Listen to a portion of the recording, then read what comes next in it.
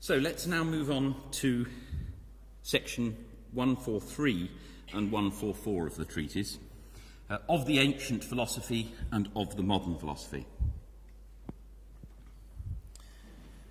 Well, of the ancient philosophy is essentially an attack on Aristotelianism, also known as the peripatetic philosophy.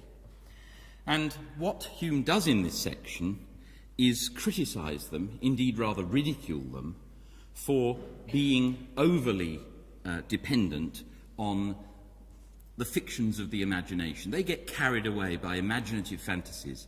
They're almost like children or poets in being overly influenced by natural tendencies to invent imaginative fictions.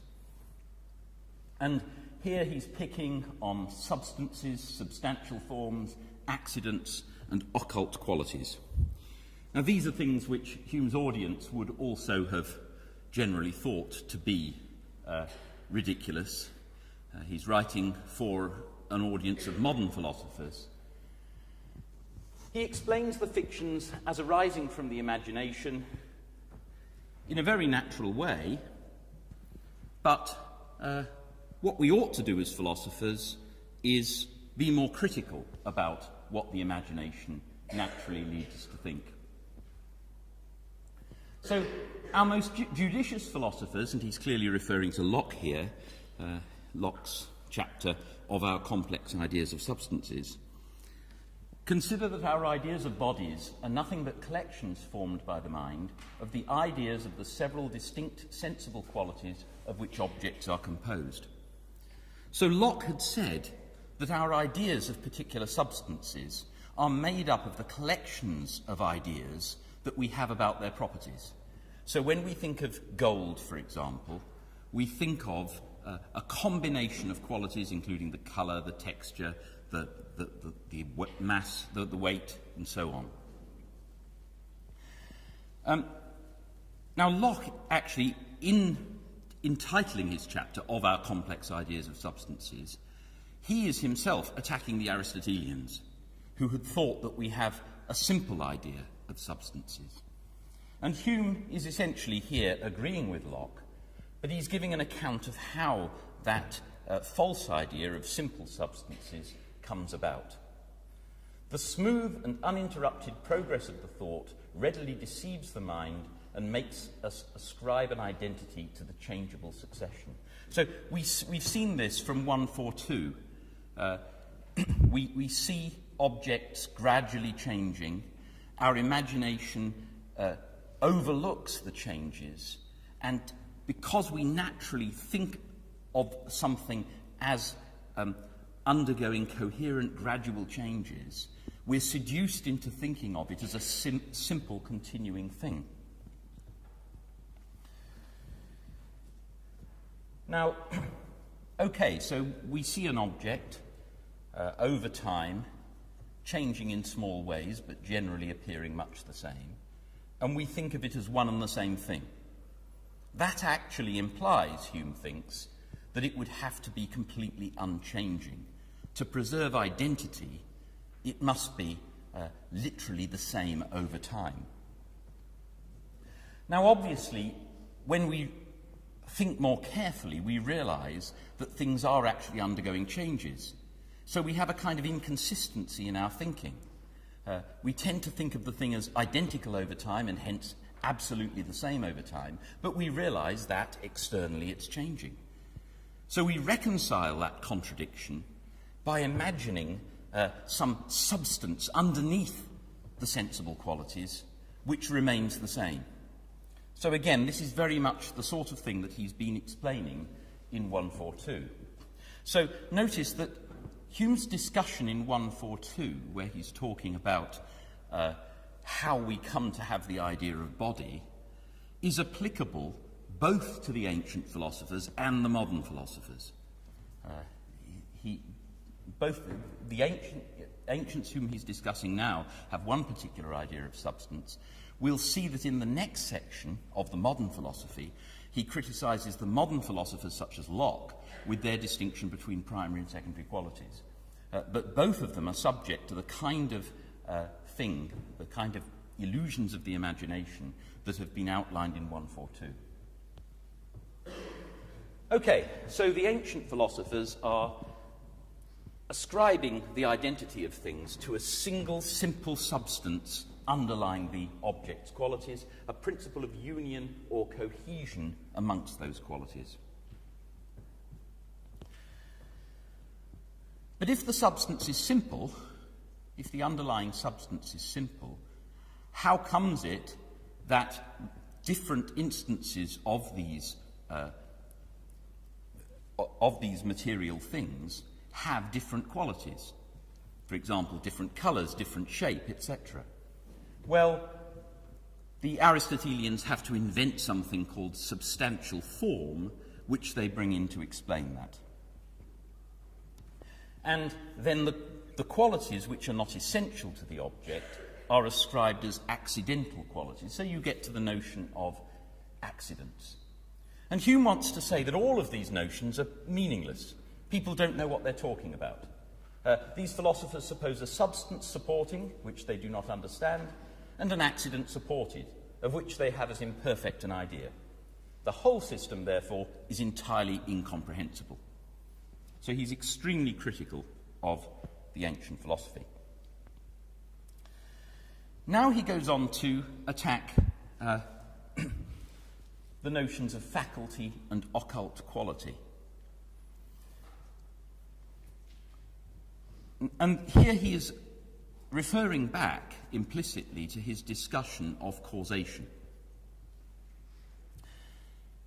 So people naturally imagine that they perceive a connection between constantly conjoined objects. When you see A followed by B again and again, you see an A, you naturally expect a B, you feel, as it were, a connection in the mind. Okay, that's all familiar from Treatise 1.3.14. When we look at the objects themselves, we find no such connection apparent in their qualities. Now, the just inference to draw, Hume says, is that we have no idea of power or agency separate from the mind and belonging to causes. That's very similar to what he's been saying at the end of 1.3.14. But what the ancient philosophers do is invent the words faculty and occult quality. They need only say that any phenomenon which puzzles them arises from a faculty or occult quality. So, a well-known example of this is the ridicule that Molière gives of the notion of occult qualities in Le Malade Imaginaire, one of his plays. And there a doctor is asked, why does opium make one sleep? Oh, it's because it has a soporific virtue whose nature it is to stupefy the senses. So, you ask, why does opium make you sleep? Answer, it's got a sleep-inducing quality. Not explanatory. And this is the kind of thing that Hume here is ridiculing. Again, his audience would be very sympathetic to this. But among all the instances wherein the peripatetics have shown they were guided by every trivial propensity of the imagination, no one is more remarkable than their sympathies, antipathies, and horrors of a vacuum. There is a very remarkable inclination in human nature to bestow on external objects the same emotions which it observes in itself. This inclination, 'tis true, is suppressed by a little reflection, and only takes place in children, poets, and the ancient philosophers. What excuse shall we find to justify our philosophers in so signal a weakness? So he gives an example of a child who hurts himself on a stone, might hit the stone in anger.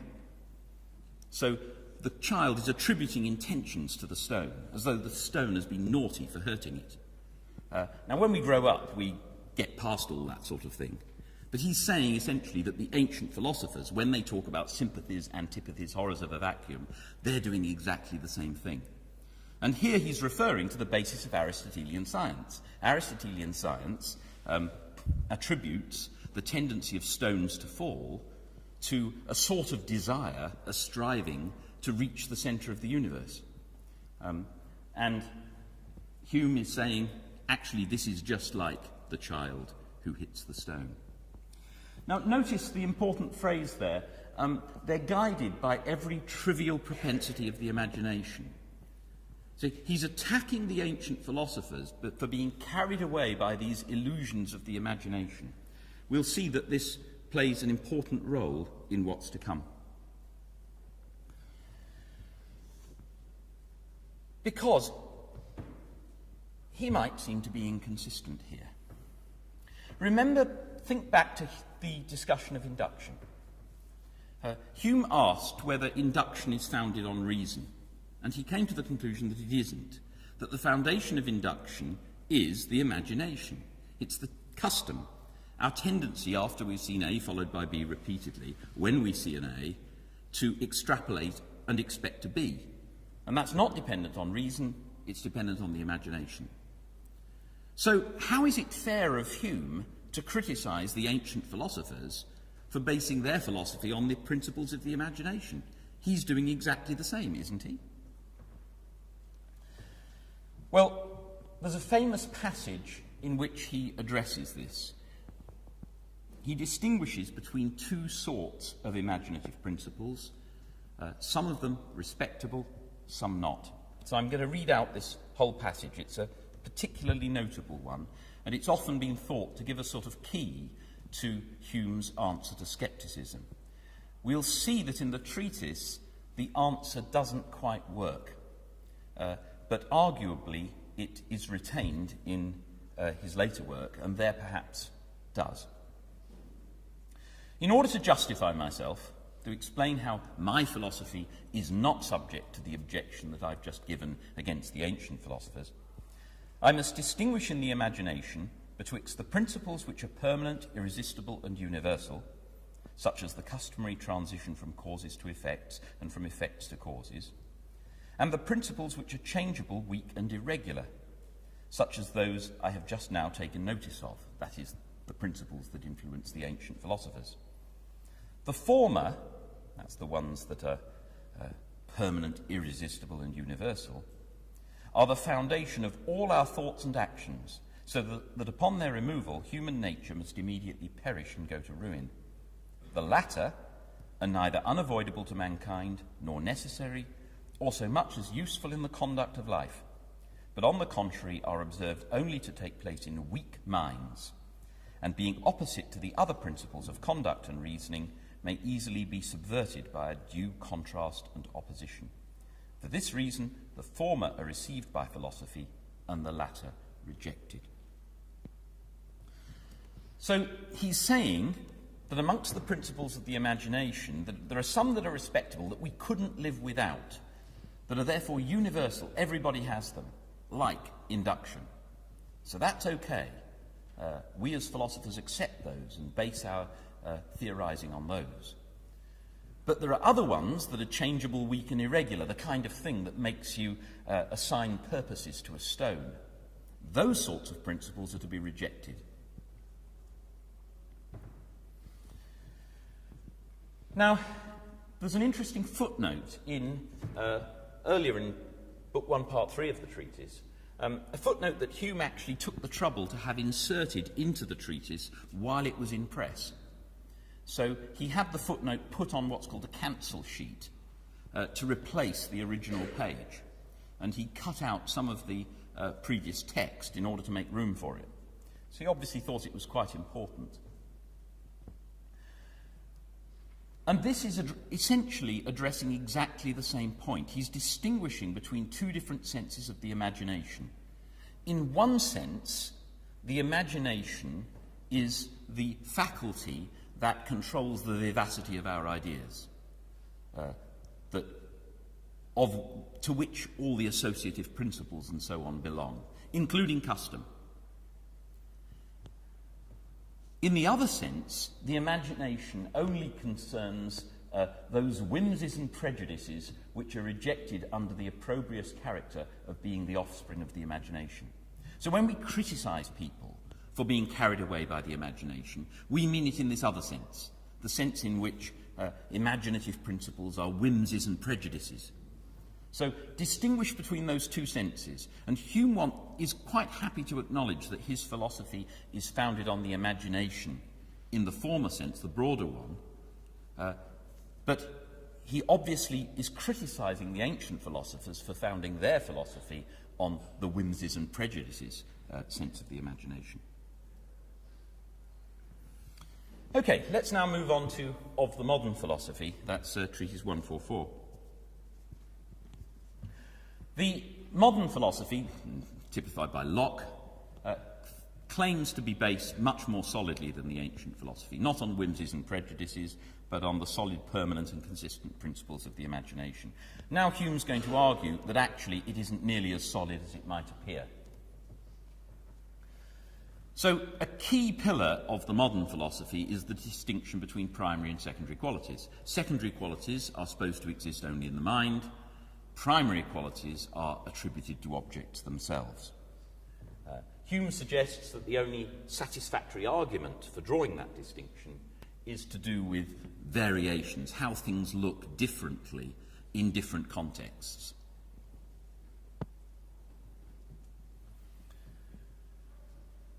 So the argument is that if different impressions from the same sense arise from some object, suppose an object looks different in different lights, or looks different when we're suffering from some disease, or tastes differently depending on our situation, we clearly cannot attribute all of the qualities that we sense to the object. That would seem to be a contradiction.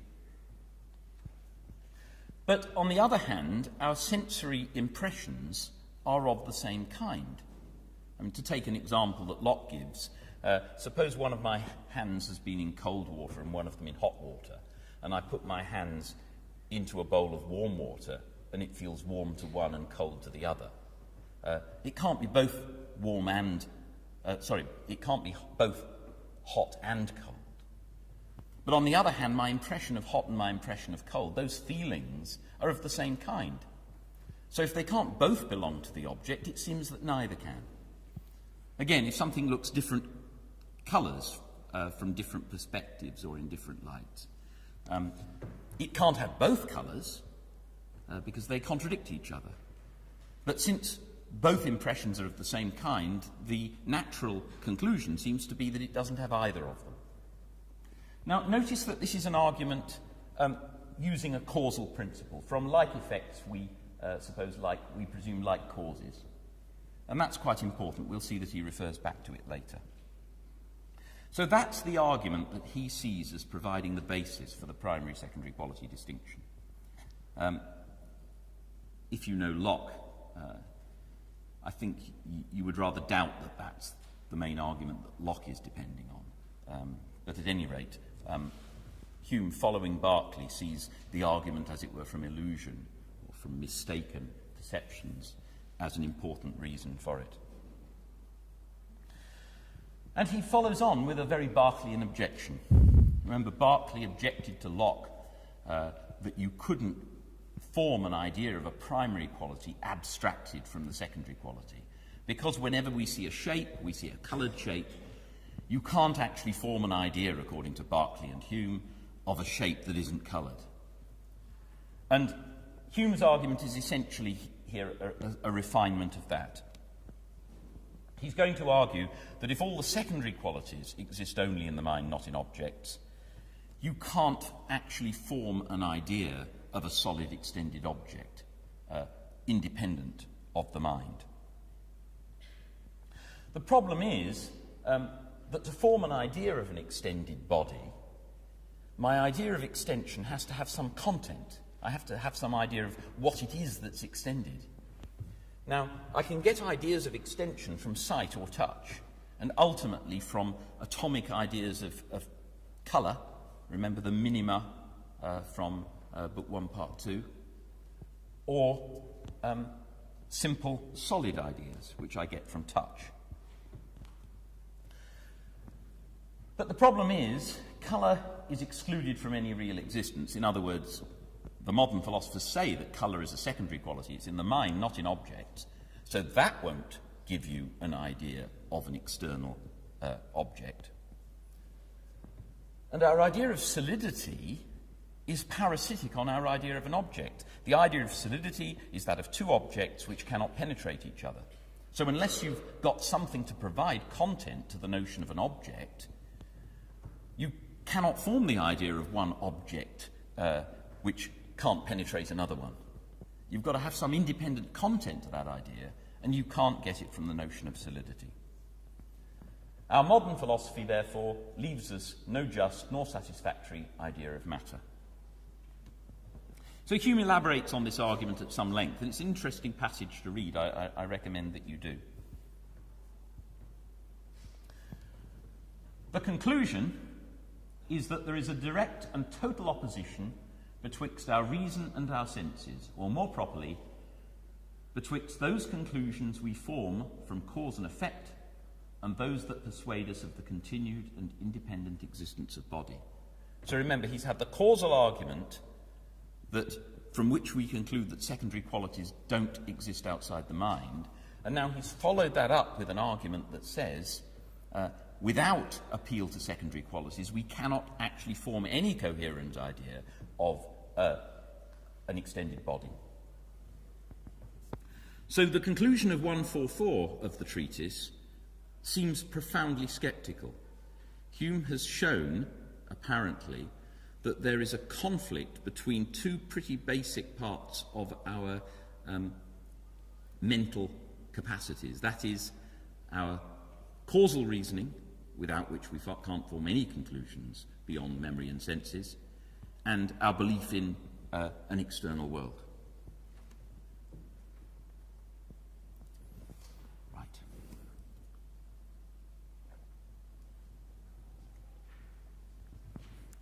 Okay, now let's move on to the final parts of Book 1 of the treatise. The soul and the self, which are discussed in 145 and 146, and then I'll be finishing off with some words about Hume's conclusion.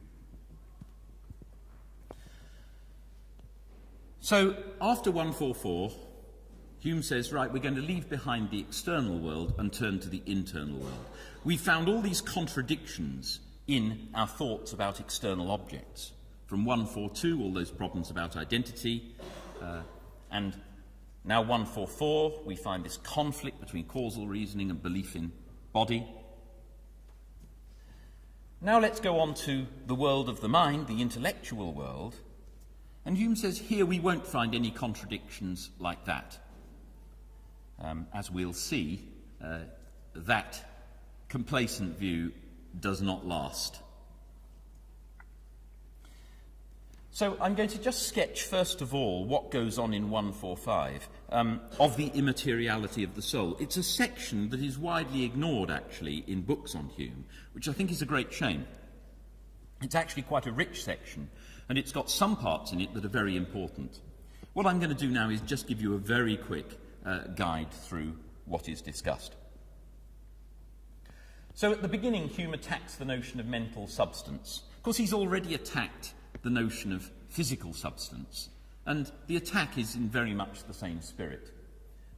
He appeals to the copy principle to deny that there is any impression from which this idea can be derived, and he condemns the notion of mental substance as meaningless.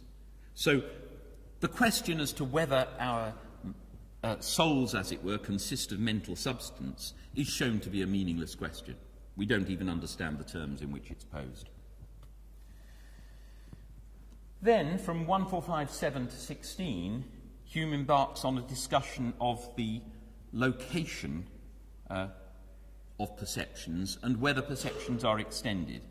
Here he says quite clearly that the only perceptions that have extension or location are those of sight or touch. Again, you can see this is linking up with what he said about how we form our ideas of extension in the context of external body. It's of perceptions either of sight or touch.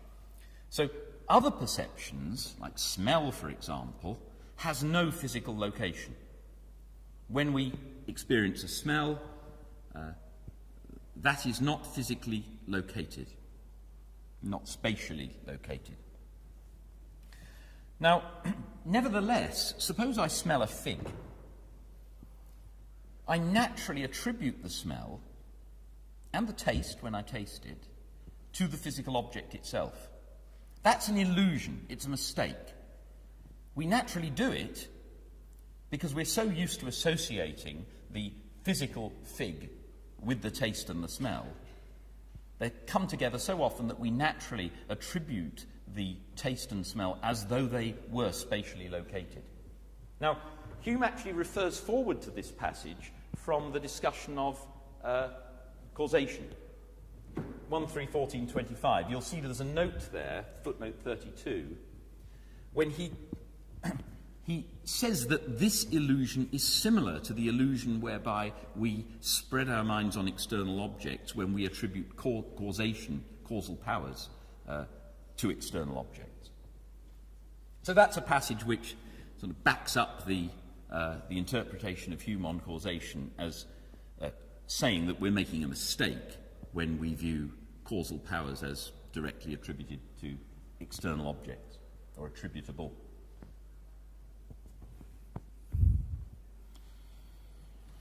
One 14517 to 28 is a discussion of Spinoza. It can be a little bit difficult to interpret. It seems here that Hume is really having some fun at the expense of people who criticise Spinoza.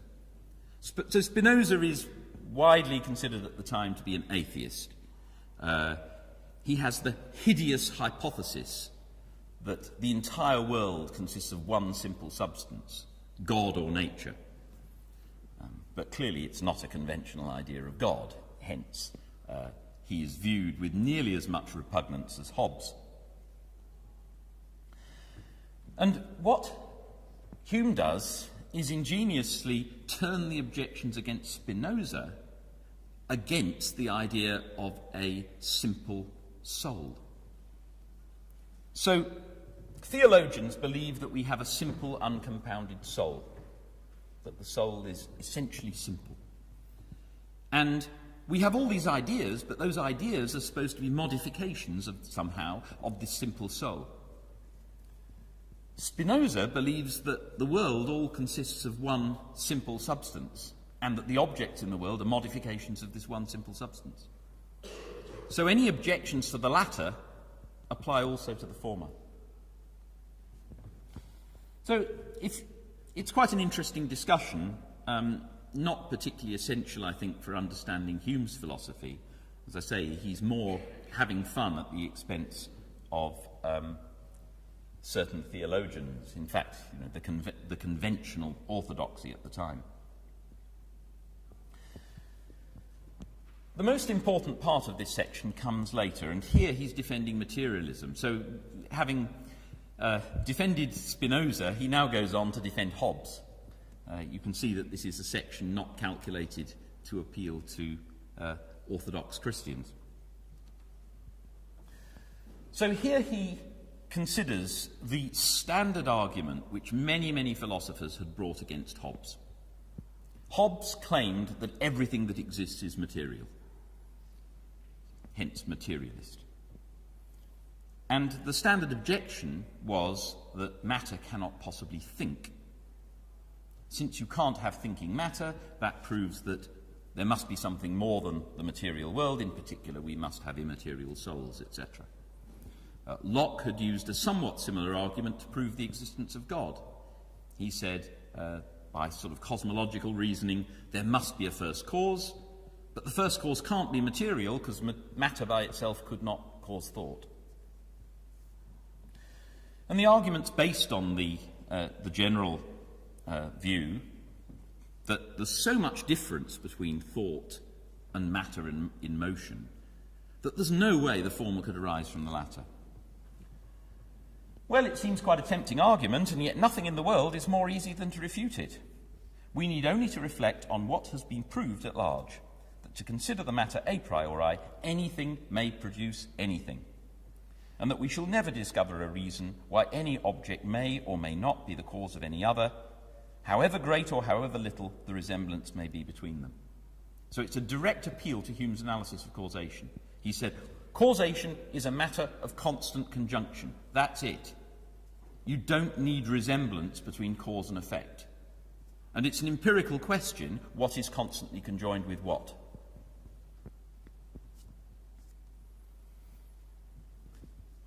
In fact, we find by experience that material motion and thought are constantly conjoined, which, being all the circumstances that enter into the idea of cause and effect, we may certainly conclude that motion may be, and actually is, the cause of thought and perception.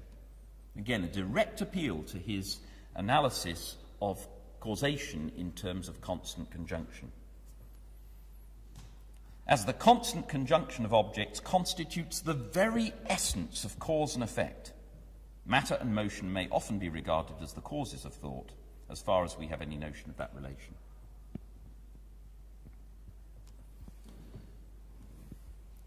In 145.31, he introduces a dilemma. And in the remainder of the paragraph, he argues for the second horn of the dilemma. That is, he very clearly says, all objects which we find constantly conjoined are upon that account to be regarded as causes and effects. And when he repeats that later, he says, are upon that account alone to be regarded as causes and effects. So you establish a constant conjunction, that's enough. That gives you a causal relation.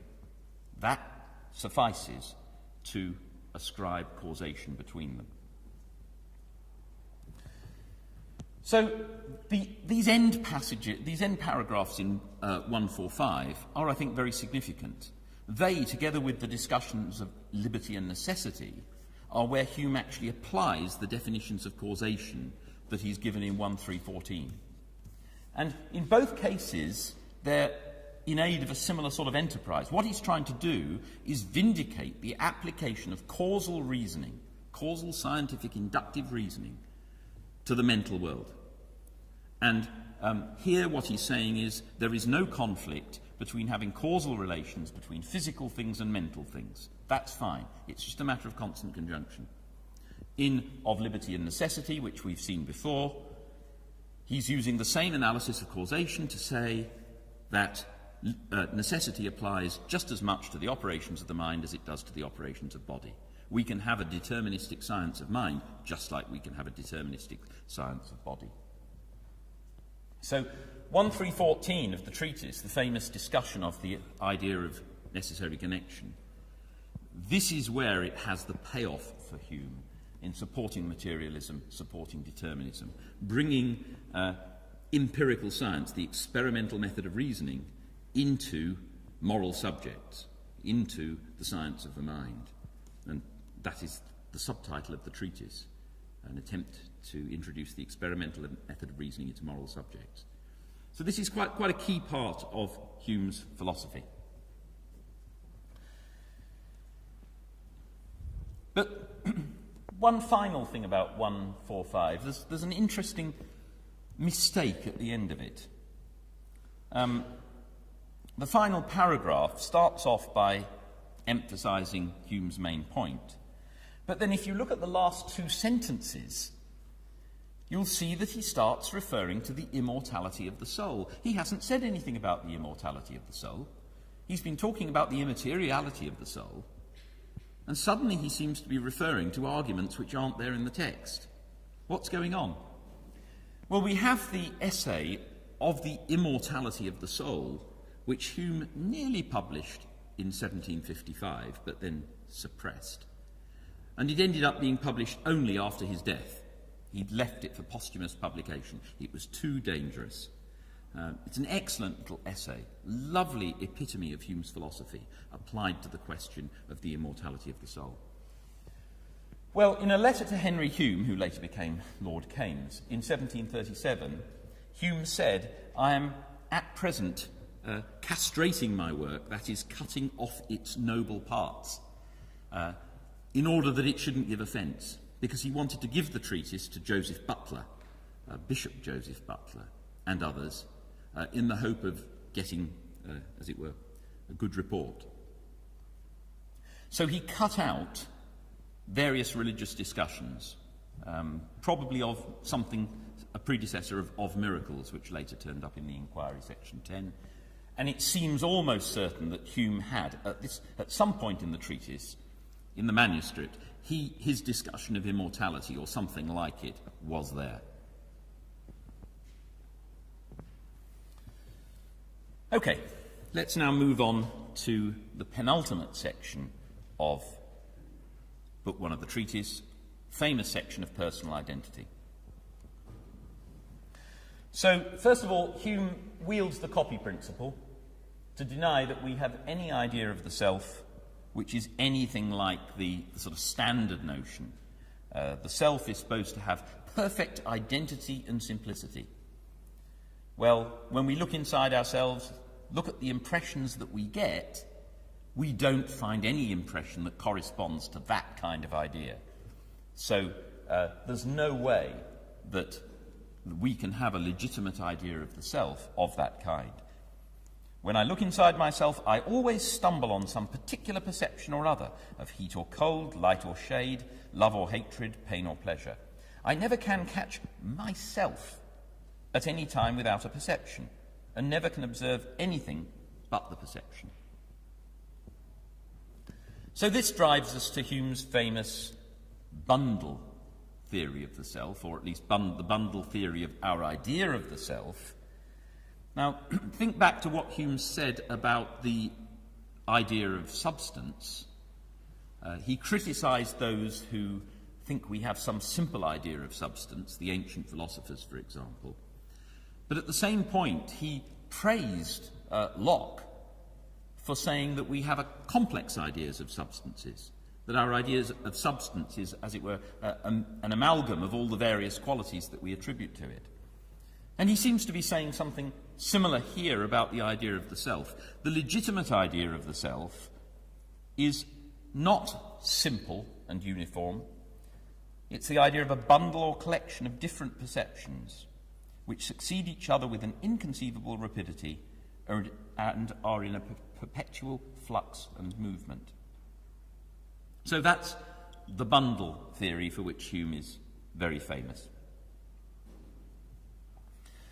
So the rest of the section is devoted largely to explaining how it is that we are led to attribute an identity to the self. And he's going along very similar moves to those that we saw in 142 of scepticism with regard to the senses.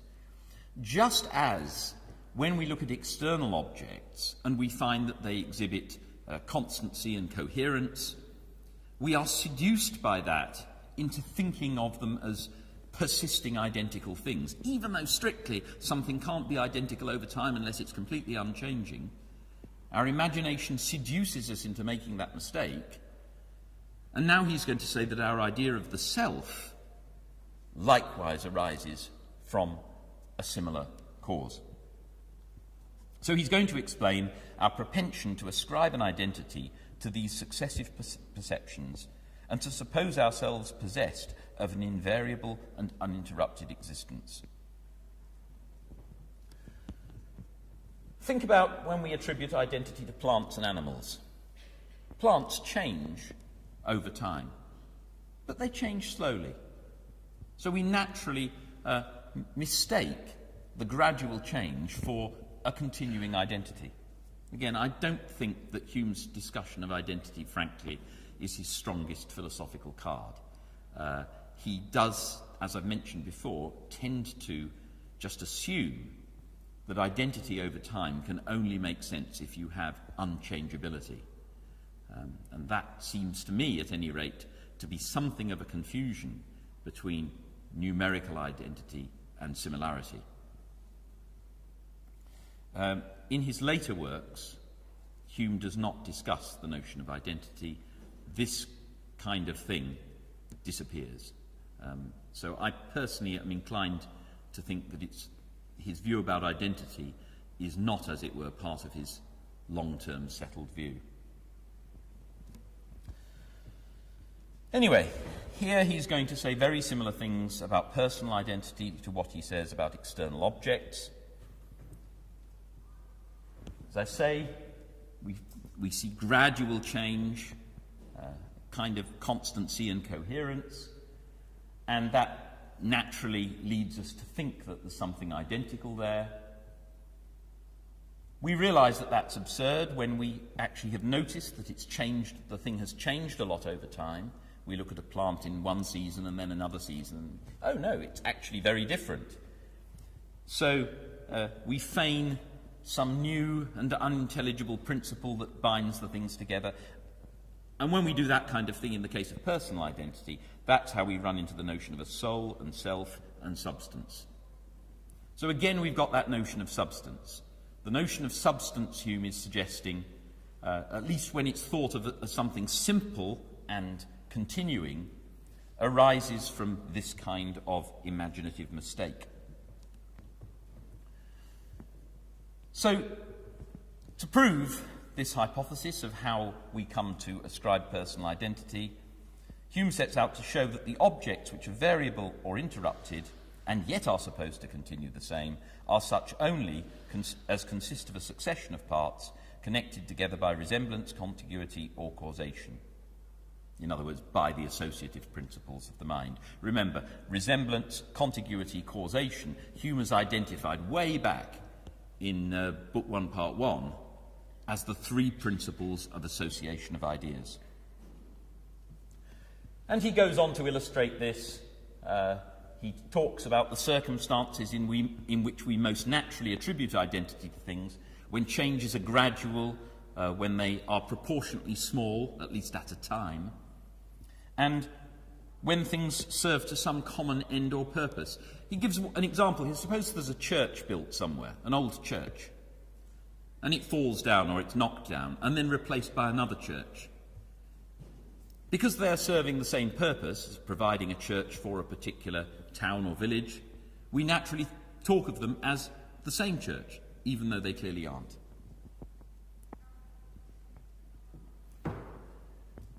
So, when we attribute personal identity, it's just one more example of the same kind of thing.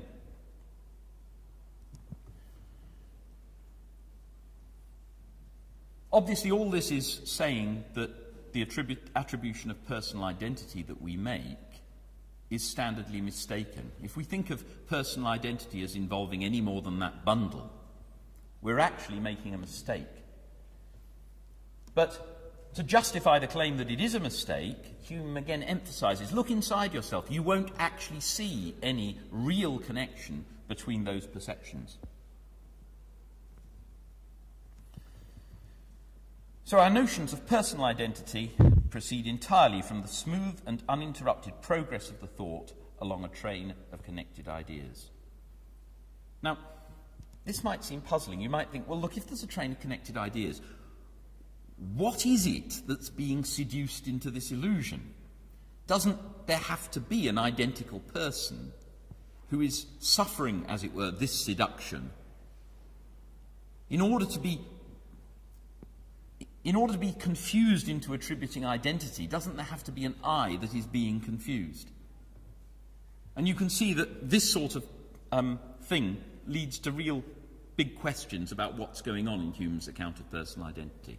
So a lot of secondary literature attributes some of the problems that Hume has to that kind of thought. But what Hume seems to be doing is explaining the genesis of a particular mistaken idea of personal identity. And I think if you take it in that way, you don't have to read him as fundamentally confused here. So he talks about resemblance and causation and how they give rise to the idea, and he explains why memory is particularly key. Memory produces resemblance between our perceptions. When I remember something, the memory perception that arises in my mind, the idea of memory, is very resembling to the thing of which it's a memory. When we are concerned about our future, we think about the future. That brings up emotions which are causally connected with the future. So there are resembling and causal connections, and both of these are largely mediated by the memory. So it's no surprise that Locke saw memory as the key to personal identity. But Hume is insistent that memory isn't the whole thing. It's not that memory makes personal identity. It partly does, but it also discovers personal identity. There is this connection, causal connection, associative connections between our ideas and impressions, and memory reveals that. Now, Hume's theory of personal identity has given rise to very complex and protracted discussions in the secondary literature. Perhaps the main reason for this is that in the appendix to the treatise, so this is published just 21 months later, right, it's published together with Book 3 of the treatise, Hume says, "Oh dear, my account of personal identity won't work. Upon a more strict review of the section concerning personal identity, I find myself involved in such a labyrinth that I must confess I neither know how to correct my former opinions nor how to render them consistent." Now, it would be nice if Hume at this point had taken the trouble to spell out exactly what the problem is, but he doesn't do that, or at least the spelling out that he gives is extremely confusing.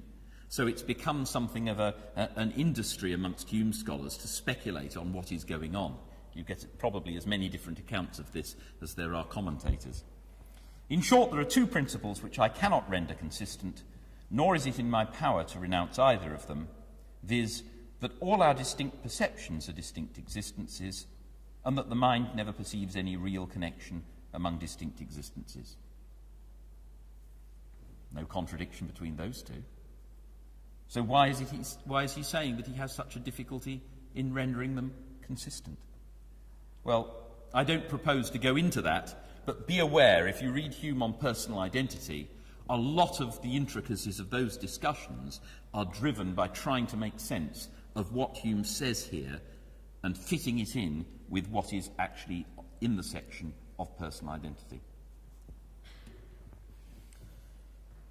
So to finish off, let's look very briefly at another very complex section, Treatise 147, conclusion of this book. What makes this very hard to understand is that it's very dynamic. Hume seems to go through a sequence of thoughts and a sequence of emotional changes with those thoughts, going from despair to optimism to complacency.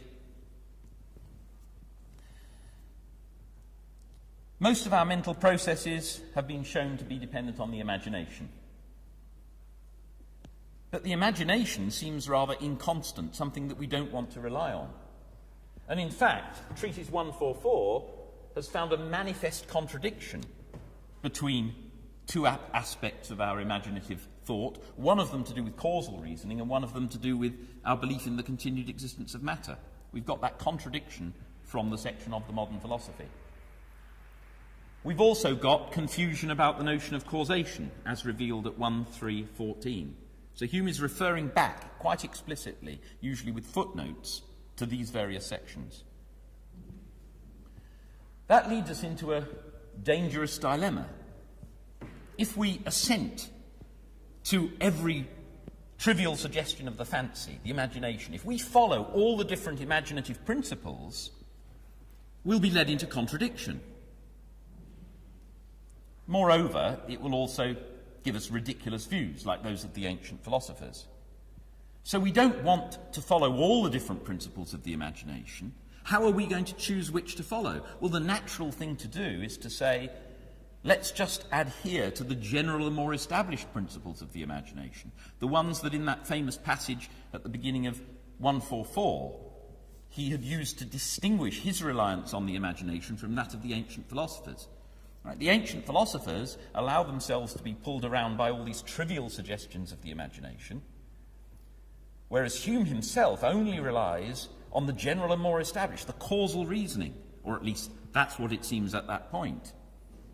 The trouble is, if you think back to 141 of scepticism with regard to reason, Hume has said that the only thing that stops us degenerating into total scepticism about everything is, unfortunately, a trivial suggestion of the imagination, or a trivial propensity of the imagination, namely, that when we go through a complex argument, we lose track of it.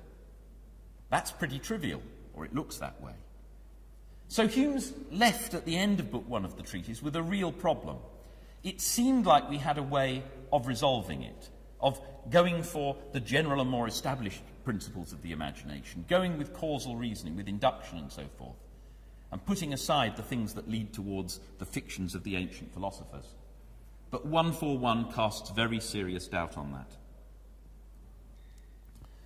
And it seems, in 147, it's a complex matter that many different interpreters have many different views on this section. This isn't the place to discuss that at length. But it seems that Hume's answer to scepticism in the treatise comes down to the same sorts of thing that he was saying at the end of 142, when he said that carelessness and inattention provide the only remedy.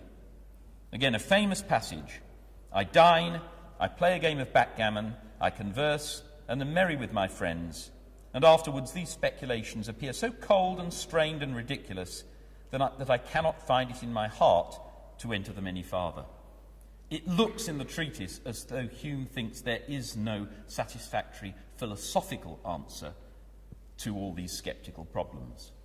We just have to leave them behind us when we go out of the study, dine, play a game of backgammon, and so forth.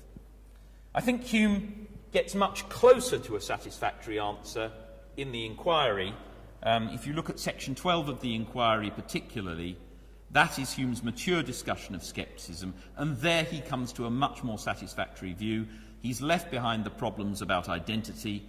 He no longer has that argument about scepticism with regard to reason, and as a result, he is able to rely on causation and induction, the general and more established principles of the imagination, without running into inconsistency or total scepticism.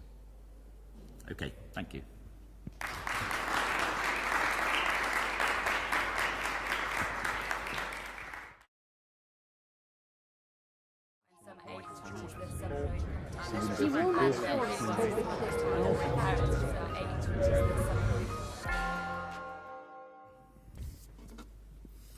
So let's now move on to section 143 and 144 of the treatise, of the ancient philosophy and of the modern philosophy.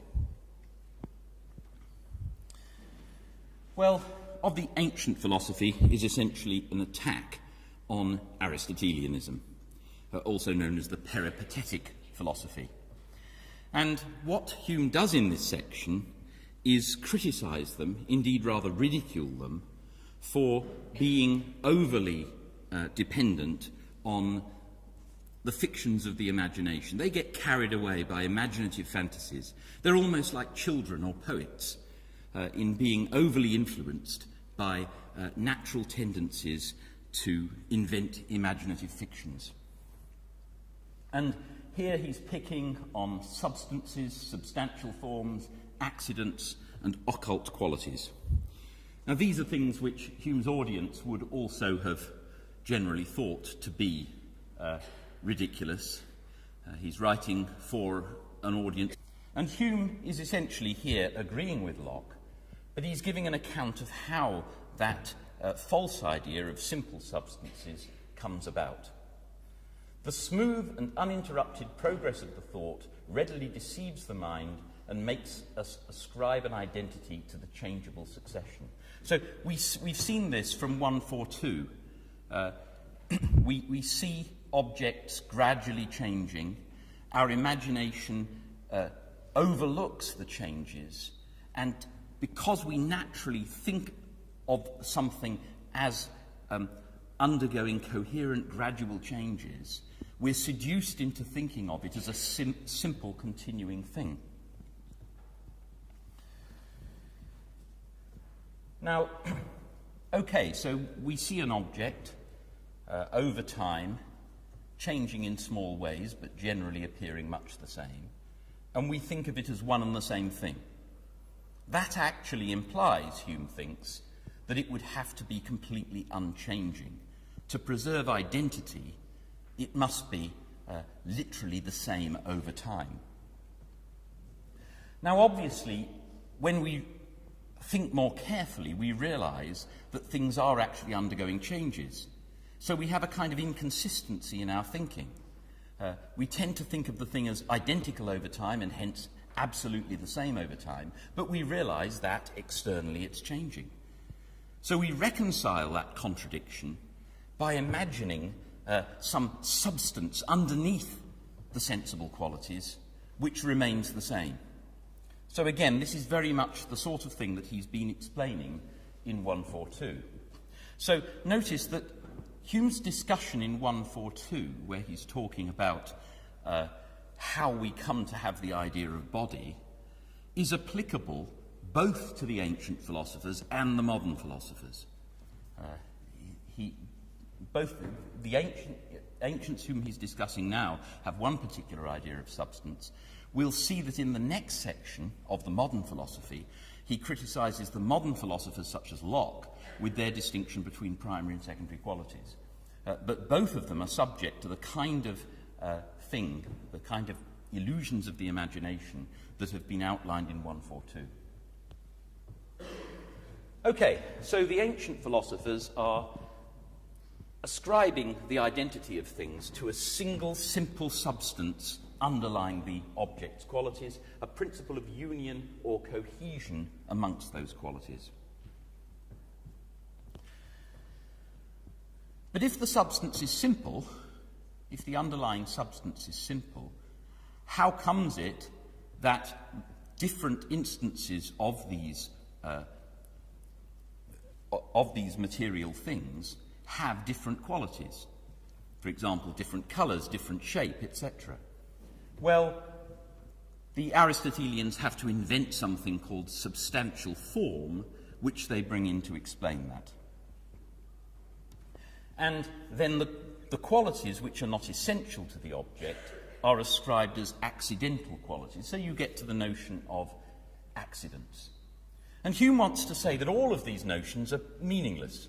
People don't know what they're talking about.